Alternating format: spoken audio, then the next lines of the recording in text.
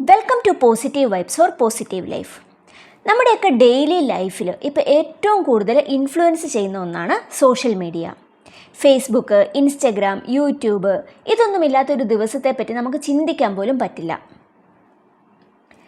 നമ്മുടെ ഫ്രണ്ട്സായിട്ടുള്ള കോണ്ടാക്ട്സ് നിലനിർത്താനും ചുറ്റും നടക്കുന്ന കാര്യങ്ങളൊക്കെ പെട്ടെന്ന് അറിയാനും പുതിയ പുതിയ അറിവുകൾ നേടാനും എൻ്റർടൈൻമെൻറ്റിനും എല്ലാം സോഷ്യൽ മീഡിയാസാണ് നമ്മളിപ്പോൾ യൂസ് ചെയ്യുന്നത്. എന്നാൽ ഈ സോഷ്യൽ മീഡിയയ്ക്ക് ഒരു നെഗറ്റീവ് സൈഡും കൂടിയുണ്ട്. ശ്രദ്ധിച്ചില്ലെങ്കിൽ നമ്മുടെ ജീവിതം തന്നെ ഒന്നുമല്ലാതാക്കാനായിട്ട് സോഷ്യൽ മീഡിയയ്ക്ക് കഴിയും. സോഷ്യൽ മീഡിയയുടെ നെഗറ്റീവ് ഇഫക്ട്സിനെ കുറിച്ചിട്ടാണ് ഇന്നത്തെ വീഡിയോയിൽ ഞാൻ ഷെയർ ചെയ്യുന്നത്. സോഷ്യൽ മീഡിയയുടെ ഒന്നാമത്തെ നെഗറ്റീവായിട്ടുള്ള ഒരു സൈഡ് സൈബർ ബുള്ളിങ് ആണ്. നിങ്ങൾ ശ്രദ്ധിച്ചിട്ടില്ലേ, ഇപ്പോൾ സോഷ്യലി റിലവൻ്റ് ആയിട്ടുള്ള ഏതെങ്കിലും ഒരു പോസ്റ്റ് ഇട്ട് കഴിഞ്ഞാൽ അതിന് കീഴേ വന്ന് വഴക്കടിക്കുന്ന ആളുകൾ, പരസ്പരം അങ്ങോട്ടും ഇങ്ങോട്ടും ചെളി വാരി എറിയുന്ന ആളുകൾ. എല്ലാവർക്കും അവരവരുടേതായിട്ടുള്ള അഭിപ്രായ സ്വാതന്ത്ര്യമുണ്ട്. എന്നാൽ അത് മറ്റൊരാളെ പൂർണ്ണമായിട്ടും അടിച്ചു താഴ്ത്തുന്ന രീതിയിലോ അല്ലെങ്കിൽ കളിയാക്കുന്ന രീതിയിലോ ആയിത്തീർന്നു കഴിഞ്ഞാൽ അത് ഓപ്പോസിറ്റ് നിൽക്കുന്ന ആളെ എങ്ങനെ അഫക്റ്റ് ചെയ്യുന്നു എന്ന് പലരും ചിന്തിക്കാറില്ല. പലപ്പോഴും സൈബർ ബുള്ളിങ്ങിന് ഇരയാവുന്ന ആളുകൾക്ക് സെൽഫ് എസ്റ്റീം തീരെ കുറഞ്ഞു പോകും. അവർക്ക് പിന്നെ എന്തെങ്കിലും ചെയ്യാനായിട്ട് ഒരു പേടിയോ ടെൻഷനോ ഒക്കെ വരാനായിട്ടുള്ള ചാൻസസ് ഉണ്ട്. അതായത് ഇപ്പോൾ സോഷ്യൽ പ്ലാറ്റ്ഫോമിൽ നമ്മളൊരു കാര്യം പറഞ്ഞു അല്ലെങ്കിൽ നമ്മുടെ ഒരു കാര്യം ഷെയർ ചെയ്തു, അപ്പോൾ അതിനെ ഒരുപാട് കളിയാക്കലുകൾ അല്ലെങ്കിൽ കുറ്റപ്പെടുത്തലുകൾ, അപ്പോൾ ഇതൊക്കെ ഇപ്പോൾ സാധാരണമാണ്. അപ്പോൾ ഈ ഒരു സോഷ്യൽ ബുള്ളിങ് കൊണ്ട് ആളുകൾക്ക് മെൻ്റലി ഒരുപാട് പ്രോബ്ലംസ് വരാനായിട്ട് ചാൻസസ് ഉണ്ട്. അതുപോലെ ചിലർ ജീവിതം തന്നെ മടുക്കുക അല്ലെങ്കിൽ സൂയിസൈഡ് ചെയ്യുക, ഇങ്ങനെയുള്ള പ്രോബ്ലംസൊക്കെ ഈ ഒരു സൈബർ ബുള്ളിങ് കൊണ്ട് ഉണ്ടായിട്ടുണ്ട്. സോഷ്യൽ മീഡിയയുടെ രണ്ടാമത്തെ നെഗറ്റീവ് ഇഫക്റ്റ്, ഇത് ഒരുപാട് മിസ് ഇൻഫർമേഷൻസ് സ്പ്രെഡ് ചെയ്യാനായിട്ട് കാരണമാകും. അതായത് ശരിയല്ലാത്ത കാര്യങ്ങൾ ഇപ്പോൾ എവിടെയെങ്കിലും ഒരു പ്രോബ്ലം ഉണ്ടായിക്കഴിഞ്ഞാൽ അതുമായിട്ട് റിലേറ്റ് ചെയ്ത് മിസ്ലീഡ് ചെയ്യുന്ന വാർത്തകൾ കൊടുക്കാൻ ഒരുപാട് വാർത്താ ചാനലുകൾ തന്നെയുണ്ട്.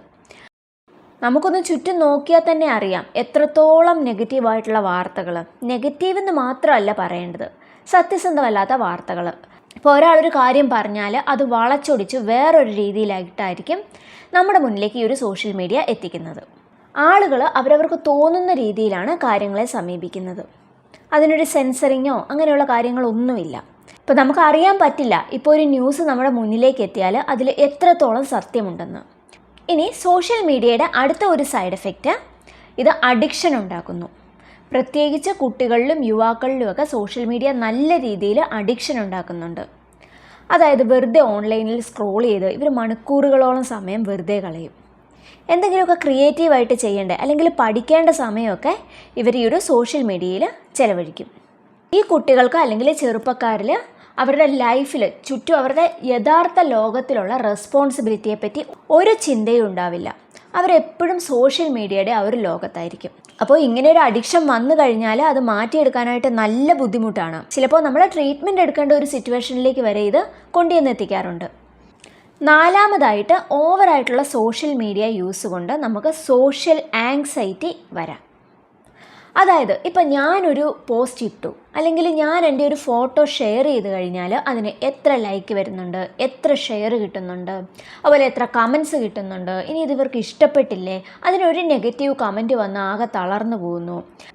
അങ്ങനെ മൈൻഡിൽ എപ്പോഴും ഒരു ടെൻഷനായിരിക്കും.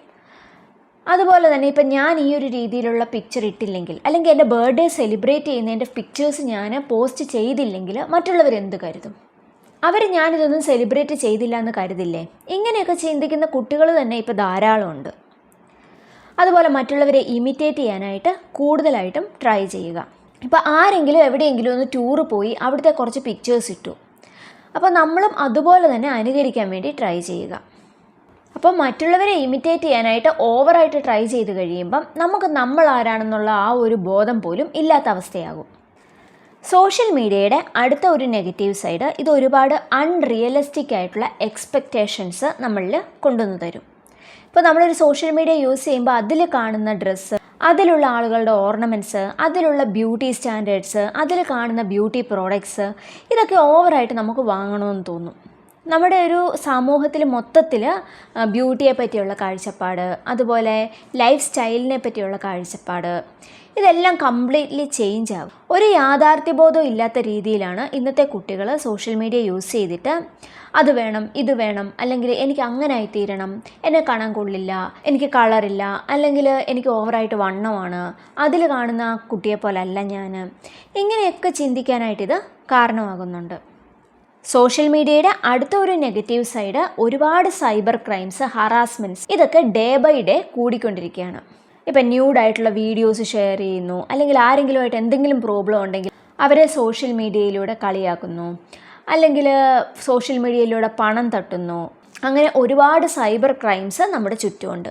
അപ്പോൾ നമ്മളൊക്കെ സോഷ്യൽ മീഡിയ യൂസ് ചെയ്യുന്ന ആളുകളാണെങ്കിൽ തീർച്ചയായിട്ടും എല്ലാ കാര്യങ്ങളും മനസ്സിലാക്കി വേണം ഇത് ഉപയോഗിക്കാനായിട്ട്.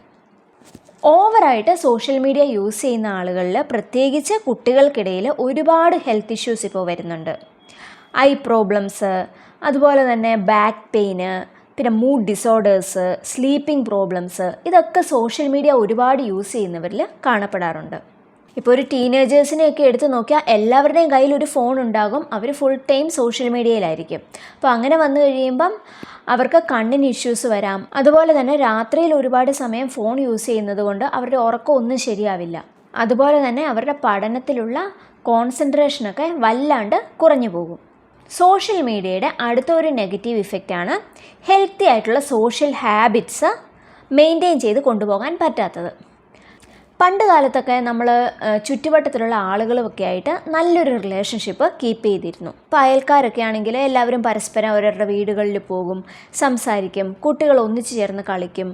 ഇങ്ങനെയൊക്കെ നല്ലൊരു സ്ട്രോങ് ആയിട്ടുള്ള ബോണ്ട് അവർക്കിടയിലുണ്ടായിരുന്നു. എന്നാൽ ഇന്നത്തെ കാലത്ത് കുട്ടികൾ കൂടുതലും, കുട്ടികളെന്നല്ല മുതിർന്നവരാണെങ്കിൽ പോലും, അടുത്ത വീട്ടിലെ ആളുകൾ എന്ത് ചെയ്യുന്നെന്നോ അവർക്ക് എന്തെങ്കിലും പ്രോബ്ലം ഉണ്ടെന്നോ ഒന്നും അവർ ചിന്തിക്കുന്നില്ല. അവർ ഫുൾ ടൈം സോഷ്യൽ മീഡിയയിലാണ്. സോഷ്യലി ഉള്ള റിലേഷൻഷിപ്പിനാണ് അവർ കൂടുതൽ ഇമ്പോർട്ടൻസ് കൊടുക്കുന്നത്. ഒരിക്കലും ഡയറക്റ്റ് ആയിട്ടുള്ള ഒരു റിലേഷൻഷിപ്പിൻ്റെ ബോണ്ട് സോഷ്യൽ മീഡിയയിൽ നമുക്ക് കിട്ടില്ല. അതിൽ പലരും ഫേക്ക് ആയിരിക്കും. ആരാണ് ഫേക്ക്, ആരാണ് റിയൽ എന്ന് നമുക്കറിയാൻ പറ്റില്ല. അപ്പോൾ നമ്മുടെ ചുറ്റിലുള്ള ആളുകളെ കാണാതെ ഒരു ചെറിയ ഫോണിൽ അല്ലെങ്കിൽ ഒരു ലാപ്ടോപ്പിനുള്ളിൽ കയറി ഇരുന്ന് കഴിഞ്ഞാൽ നമുക്ക് ഒരിക്കലും ഹെൽത്തി ആയിട്ടുള്ളൊരു സോഷ്യൽ ഹാബിറ്റ് മെയിൻറ്റെയിൻ ചെയ്ത് കൊണ്ടുപോകാനായിട്ട് പറ്റില്ല. ഇന്നത്തെ കാലത്ത് സോഷ്യൽ മീഡിയ ഒരുപാട് ഉപയോഗിക്കുന്നത് കൊണ്ടുള്ള കുറച്ച് നെഗറ്റീവായിട്ടുള്ള കാര്യങ്ങളാണ് ഞാൻ ഷെയർ ചെയ്തത്. അപ്പോൾ നിങ്ങളെല്ലാം നിങ്ങളുടെ ലൈഫിൽ ഈ കാര്യങ്ങളൊക്കെ ഒന്ന് ശ്രദ്ധിക്കുക. ഒരുപാട് സോഷ്യൽ മീഡിയയിൽ അഡിക്റ്റായി പോവാണ്ട് എല്ലാം ഒന്ന് ബാലൻസ് ചെയ്ത് കൊണ്ടുപോകാനായിട്ട് നിങ്ങൾ ട്രൈ ചെയ്യുക. ഈ ഒരു വീഡിയോ നിങ്ങൾക്ക് ഇഷ്ടപ്പെട്ടെങ്കിൽ നിങ്ങൾ ലൈക്ക് ചെയ്യുക. അതുപോലെ നിങ്ങളുടെ അഭിപ്രായങ്ങളും നിർദ്ദേശങ്ങളും സംശയങ്ങളും ഒക്കെ താഴെ കമൻറ്റ് ബോക്സിൽ കൊടുക്കുക. വീണ്ടും പുതിയൊരു വീഡിയോയുമായിട്ട് കാണാം. ബൈ.